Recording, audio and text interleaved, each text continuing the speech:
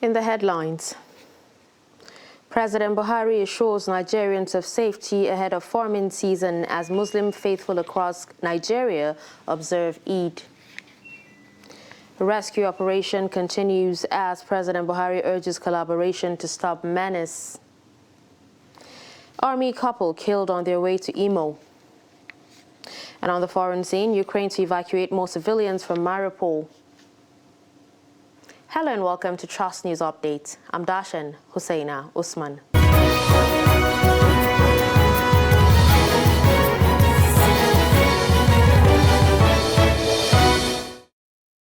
Now the news in detail.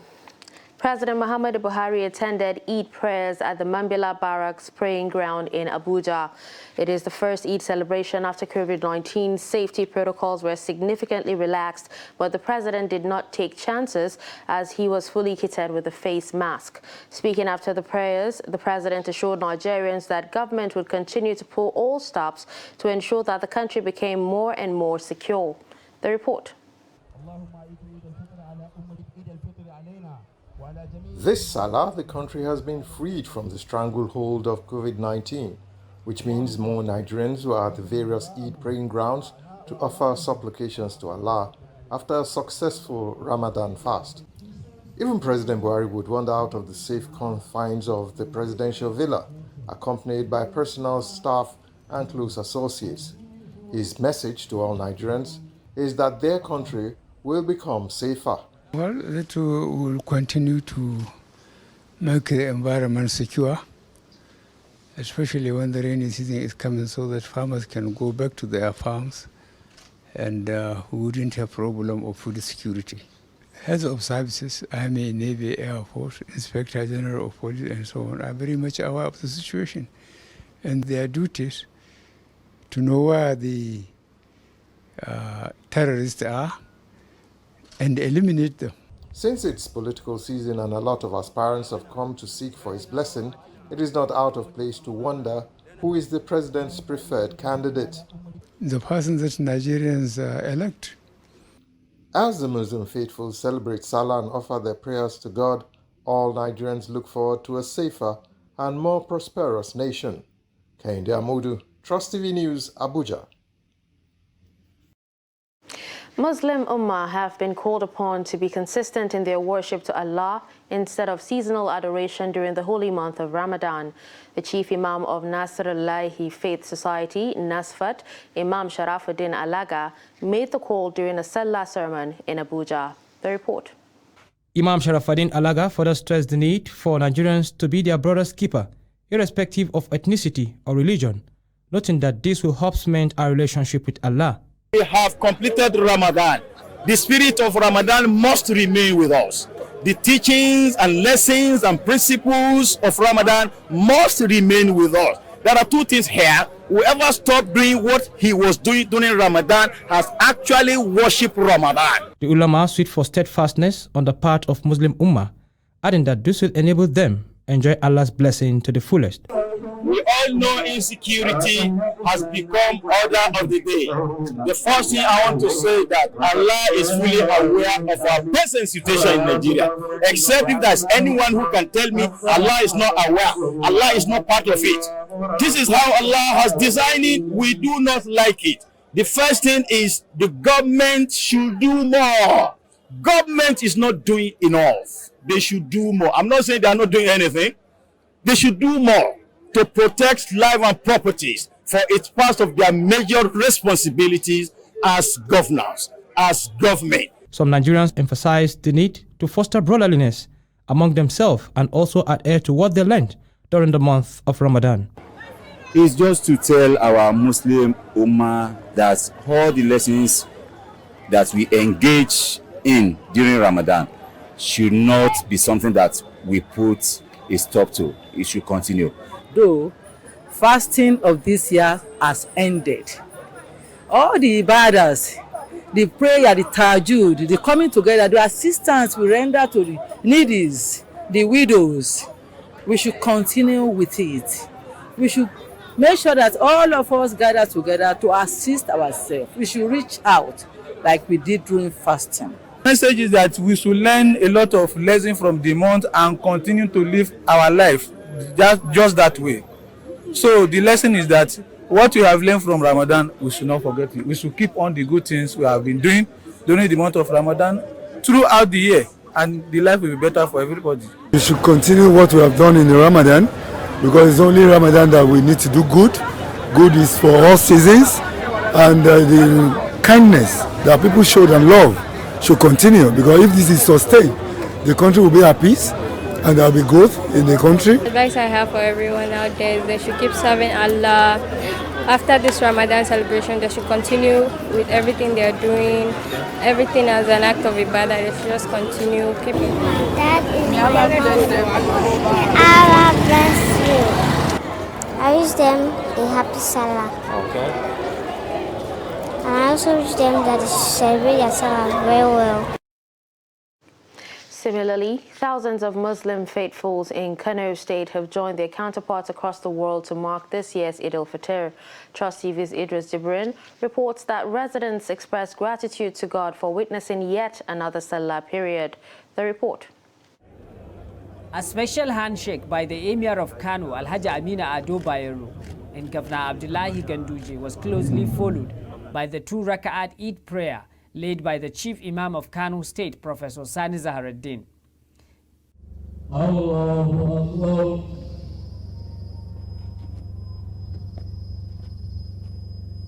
In his sermon, the Chief Imam called on Muslim faithfuls to use the Salah period in promoting peace, unity, and love among each other as a way of showing gratitude to God.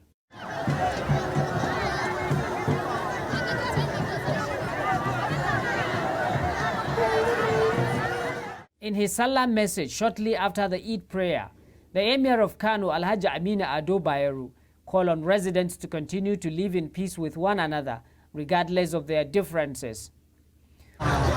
My people, I urge you to remain peaceful. Peace is the most important aspect of our life. There is nothing we can do without peace. Therefore, I call on you to continue to live in peace with one another, because that is the only way we will succeed. And we give thanks to Almighty Allah for showing us this wonderful day after a successful completion of the month of Ramadan. For Kano residents, the Eid celebration is unique, owing to current peace and stability in Kano. Today I am very happy. It is Salah, and as you can see, everybody is moving around happily. I must give thanks to Almighty Allah. We have seen the end of Ramadan and everyone is happy. I'm actually very happy. Well, today is a very happy day. One of the most important things is the peace we are enjoying in Kano. If you look at all around, you will see security operatives moving around. We even have DSS that are going around looking after one another, looking after people to make sure that things are going in order. So we are very happy and we give thanks to Allah that Kano is peaceful. Alhamdulillah. Highlight of the Eid is the traditional Hawan Salah by the Emir, his district heads, and other traditional title holders. Idris Jibrin, Trust TV News, Kano. The Katsina State Governor Aminu Bello Masari has called on Nigerians to elect leaders that are better than them. In his Salah message, the governor said the desire of his administration is to ensure leaders who would come after them do better than what they're doing now. Governor Masari, after Eid prayer at Mfodio Mosque, Mudoji, Katsina, enjoined the people of Katsina State to be patient with the administration, since the security challenges being experienced are not peculiar to the state alone, but the country at large. He called on people to continue to pray to God for the security situation to improve. In his sermon, the Chief Imam Muqtada Jibrin harped on the importance of generosity and closeness to God.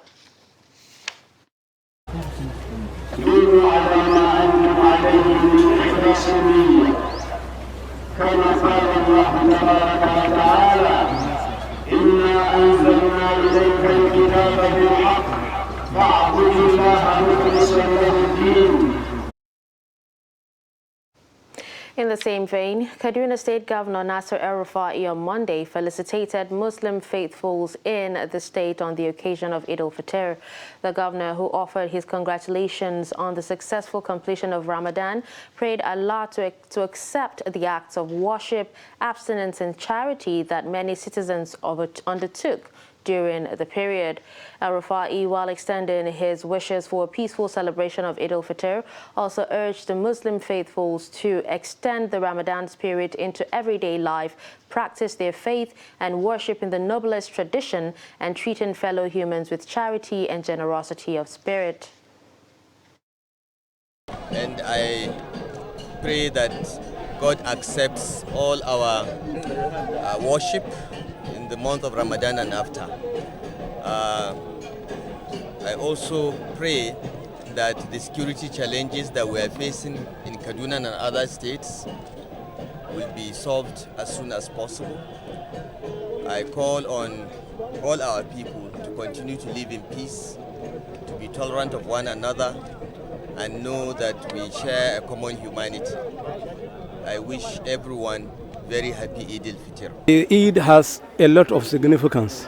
One, it is in emulation of the practices of the Prophet sallallahu alaihi wasallam. Two, is to mark the end of the month of Ramadan and the worship of fasting that is being done within the month of Ramadan. The message is for people to remain calm, security conscious, and also play the rules of the games of election according to its rule. Whatever you do is just an addition, but protecting of lives and property is what people are in their need. So the leadership of today should endeavor to rescue those who are in captivity, because some people are now in captivity and they have been in captivity for long. Let them be released by this government. Let them do all that they could to release them so that they can go back to their respective homes and continue their normal lives. And in the future occurrence, the government should devise means of protecting lives and properties, especially the situation we found ourselves now. You cannot travel on train, you cannot travel on the road, you cannot even fly. So many things are now happening which we are not happy with.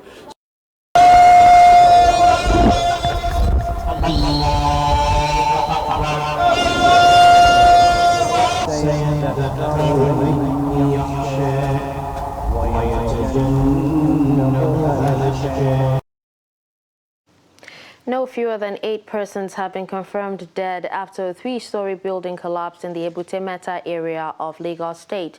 The affected building, located at number 38 Ibadan Street along Herbert Macaulay Way, went down on Sunday night. A mother and her child were among those recovered dead from the rubble, the National Emergency Management Agency said on Monday. NEMA's zonal coordinator in Southwest, Ibrahim Farinloye, who confirmed this, revealed that 23 people have been rescued so far. Rescue efforts are still ongoing to recover those still trapped inside the debris.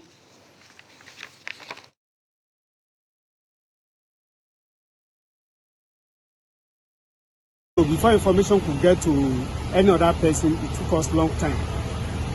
The people on ground had been working immediately. The first responders are the immediate community, and they worked very well. Presently, we are having about 23 people recovered alive, and more people are likely to be recovered any moment from now.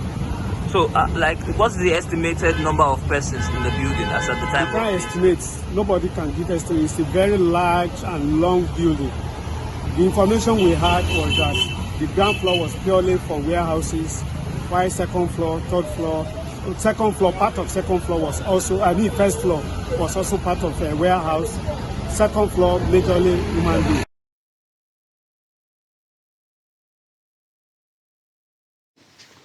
President Muhammadu Buhari has commiserated with the families of those who died, sustained injuries or were affected by the building collapse in the Ebute Metta area of Lagos State. With search and rescue ongoing at the site, he prayed for divine assistance in the operations and wished those injured a speedy recovery. The president expressed his sympathy on Monday in a statement by his special advisor on media and publicity, Femi Adesina. According to him, the frequency of building collapses in the country has become increasingly embarrassing. President Buhari therefore urged the relevant state authorities to work closely with professional bodies to put a halt to such incidents, which he described as unfortunate but preventable. On a sad note, Nigerian Army Sergeant A.M. Linus and his wife were killed on their way to Imo State on Saturday. Details of the attack were not clear at press time, but Daily Trust gathered that they were targeted because they were military personnel. The incident is the latest in the attacks on security operatives in the southeast. The proscribed indigenous people of Biafra and Eastern Security Network, its armed wing, have been blamed for the widespread attacks in the region. The chief of Mutumbu Chiefdom, retired Justice Sani Suleiman Muhammad, says kidnappers are demanding as low as 500 naira ransom from family members of kidnapped victims. This, he said, is an indication of the high rate of kidnapping in the area due to the deteriorating security situation, and called for collective effort by members of the community to address the insecurity. The monarch, while addressing his subjects at his palace in Mutumbu, headquarters of Gasa local government area in Taraba State during Salah homage, said some of the kidnappers are also demanding for foodstuff as ransom. He said, however, that the recent airstrike in parts of Karim Lamido and Gasol has freed his area of bandit activities, and commended Taraba State federal government and security agents for the operation that neutralized the bandits. The monarch, however, called on his subjects to be more vigilant in their respective areas and support suspicious or strange persons to security agents and community leaders. You're watching Trust News Update. Coming up after the break. FIFA sanctions Nigeria over Abuja Stadium violence. Do stay with us.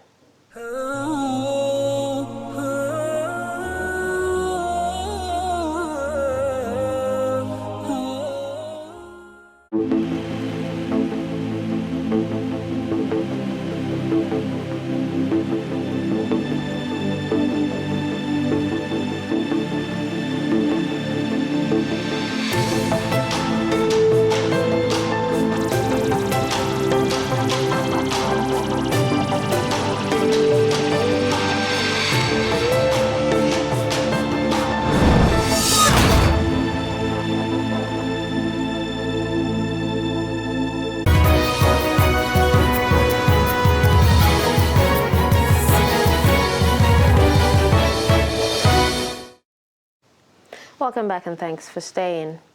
Let's take a look at some of our top stories. We told you that President Buhari assures Nigerians of safety ahead of farming season as Muslim faithfuls across Nigeria observe Eid. We also told you that rescue operation continues as President Buhari urges collaboration to stop menace. Moving on, a public affairs analyst, Samaila Musa, has decried the rising cost of commodities, adding that ordinary Nigerians continue to bear the effects of inflation and insecurity. Speaking on Trust TV's breakfast show, Daybreak, Musa identified poverty, inflation and insecurity as reasons why it is difficult to convince Nigerians to vote their conscience and not sell their votes. He added that unless these problems are addressed, it will be difficult to convince the masses to think of their future rather than the present. When a man is hungry, then he becomes wild. To tame him not to go into criminality becomes a difficult thing. So when hunger is taken care of, then whatever you're trying to sermonize into the areas of people begins to sink in. You know, other than when people are hungry, they become very, very, brutish. They become, a very terrible set of human beings. They don't want to listen. Lawlessness prevail because, you see, someone is telling you, but I've not eaten. And that's why electioneering is just around the corner. A people who are hungry, who you are telling not to go and collect peanuts from politicians. What's the alternative that you've provided? You're talking about, oh, don't mortgage your future. But he's talking about, I even want to see tomorrow. I have not eaten for the past 2 days. So it's don't about tell me survival first. it's about survival first. Don't tell me about that future because it's not guaranteed. but I'm hungry now. I'm given 2,000 naira to go vote. I need to eat. So really, it should be one of the major sources of concern. The Zamfara State Chairman of the All Progressives Congress, Tukur Mfalani, has felicitated with the Muslim Ummah for witnessing this year's Eid al-Fitr. He thanked Allah for counting them among the living to worship Him in the holy month of the just concluded Ramadan fast in good health. Mfalani enjoined the Muslim Ummah to continue to be pious and steadfast in order to gain the favors, protection and guidance of Allah. The Zamfara APC chairman, who urged government at all levels to continue to address all societal expectations, thanked the people of Zamfara for the prayers and support offered to the APC-led administration in the state under the leadership of Governor Bello Muhammad. As 2023 election draws nearer, women have begun building themselves up in order to participate fully and secure elective positions at federal and state levels. At a meeting in Kaduna, some women have called on the state and federal governments to deal with the issue of insecurity by engaging communities to enable women get more involved. The report. Representatives of the women, Hajia Rabisu Salisu Ibrahim, cautioned against mixing security with politics and called for a holistic approach of engaging communities while calling on the media as critical stakeholders to investigate and report with facts. When you talk about security, you don't bring it as a politics. Security issue is beyond political issues.